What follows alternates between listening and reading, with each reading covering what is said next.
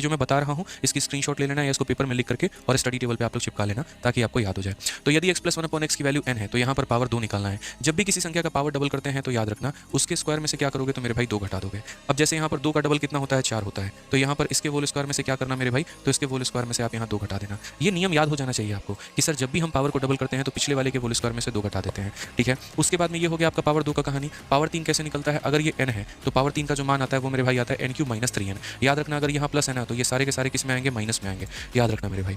तो ये पावर 3 की वैल्यू होती है। 3 का डबल कौन होता है, 3 का डबल कौन होता है, 6 होता है। तो जब भी हम पावर को डबल करते हैं तो पिछली वाले के होल स्क्वायर में से 2 घटाते हैं। तो यहाँ पर आप इसके होल स्क्वायर में से कितना कम करेंगे, आप इसके होल स्क्वायर में से 2 कम करेंगे मेरे। अब बात आती है 5 का निर्माण कैसे हुआ। तो 5 का निर्माण मेरे भाई 2 वाले को 3 वाले से गुना करो, यानी यहाँ पर n² - 2 को गुना करो किसके साथ में, 3 वाले के साथ में, और 2 × 3 6 होता है। 6 में से 1 यानी n की वैल्यू घटा दो तो तुम्हारा कितना आ जाएगा, 5 आ जाएगा। मैंने क्या कहा आपको दोस्तों, एक बार में ये याद नहीं होगा लेकिन एक दिन आप इसे जरूर सीख लेंगे। और अभी तक जिन्होंने वीडियो को लाइक और शेयर नहीं किया है वो मेरे भाई सभी लोग लाइक करिए और हर जगह पर शेयर करिए।